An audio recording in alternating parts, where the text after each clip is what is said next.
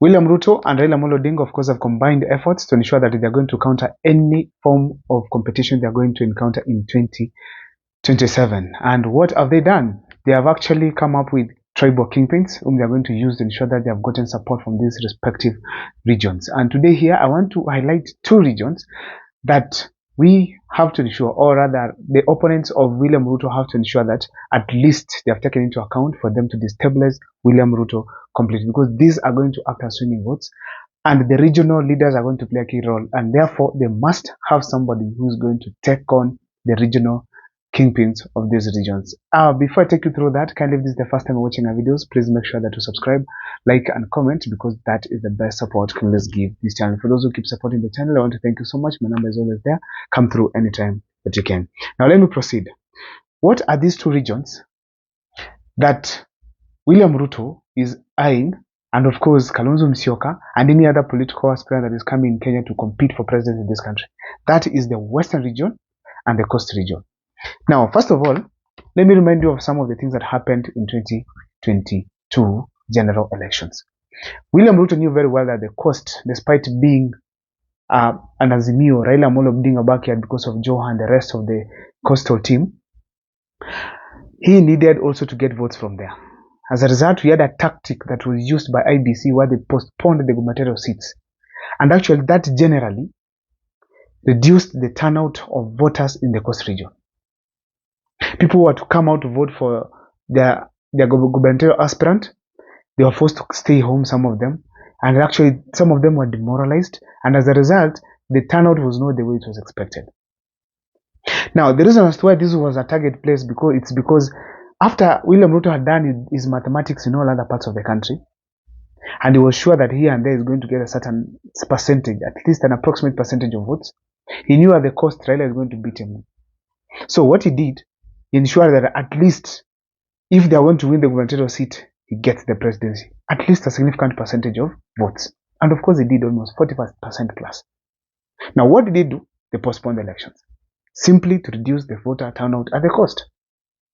Now, in the Western region, the same scenario happened.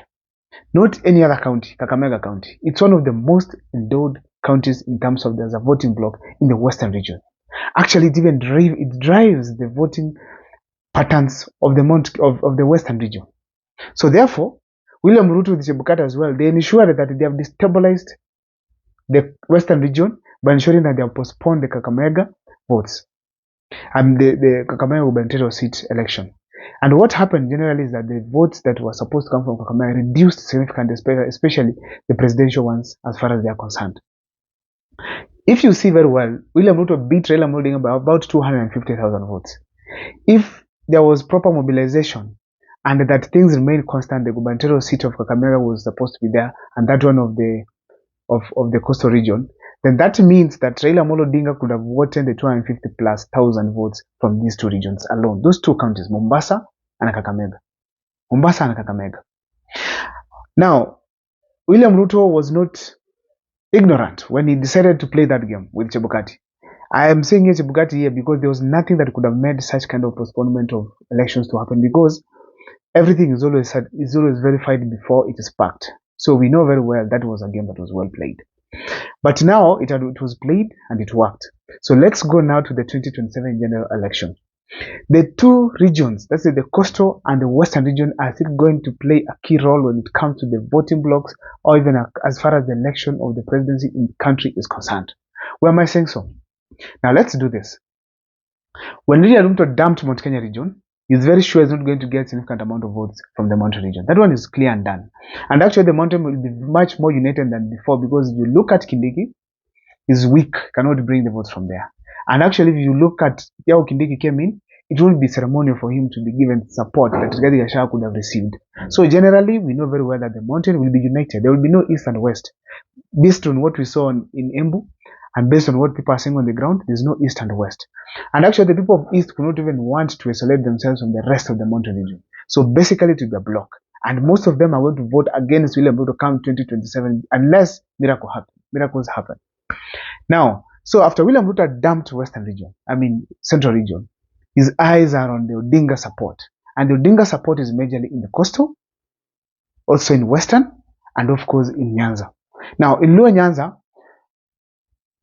fine, they might vote for him. I'm going to do an extensive analysis on that, but let me talk about now the Western region.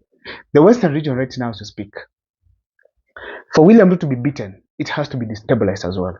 Why am I saying so?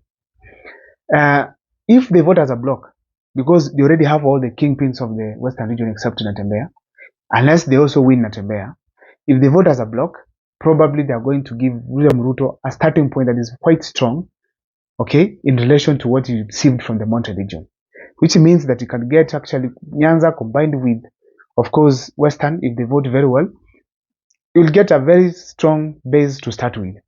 So therefore, how do the other opponents destabilize this region?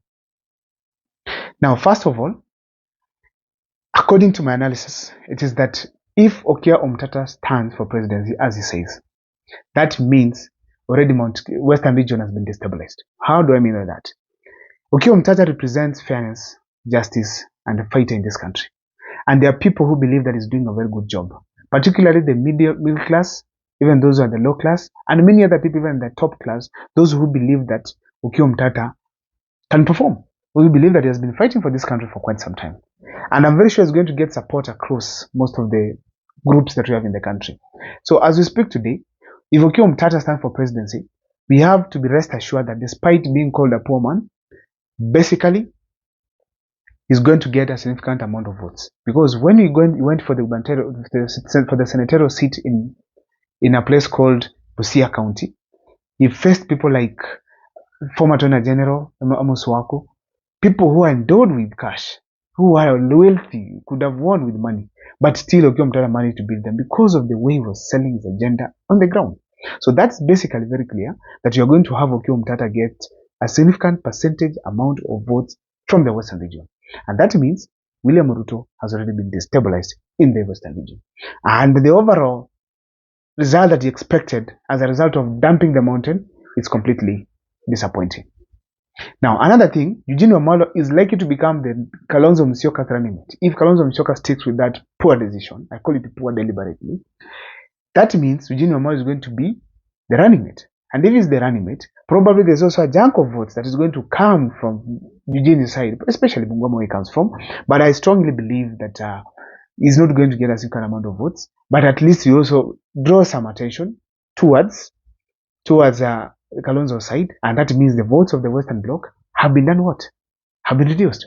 If you check, Natembeya is a governor and a DAP which is led by Eugene Wamalwa. So if you have, and there are a number of MPs of the same ticket. So if you get this kind of numbers from members of parliament and governor and such, probably the votes there are going to be split. That means William Ruto has gotten weakened with Raila combined.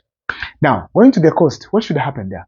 The coast, whoever aspirant that wants to become president in this country must have someone to go and deal with the crowd in the coast, because we cannot live entirely for Joho. If it's left for Joho, probably, and the other people, Amos King and the rest, Raila Odinga is going to take it all the way to William Ruto. What should happen? William Ruto should hire one major person. That is Mike Mbuvi Sonko. If he does so, Mbuvi resonates very well with the people of the coast. If you are keen, before the court nullified his bid for gubernatorial seat in Mombasa, Sonko had caused a threat there, and most of these gubernatorial aspirants and big wigs had panicked until to the last minute, until when Sonko finally dropped out. And that's how Sharif won. Could it have not been the court case, probably right now the governor of Mombasa could have been Sonko, because he went to the ground and ensured that he had already captured the youths of that region. Now, that is the best way to destabilize William Ruto, and I believe as per now, so the part that has remained, because Western is taken care of, then now it is the coast. Let Kalonzo move fast. Let Omtata move fast. If Matiang'i is coming, let him move swiftly to ensure at least they have gotten these regions under control, because if they leave them, probably William Ruto will pick and eventually might go 50+1. You might not get 50+1, or you might get the 50+1. I don't know what's your take. My name is Abel Mukwa. Thank you so much for watching. My name is Abel Mukwa. Once again, for those who keep following, thank you so much. Subscribe, like, and comment, and engage me in the comment section, because that's the best way we can learn and grow on this channel.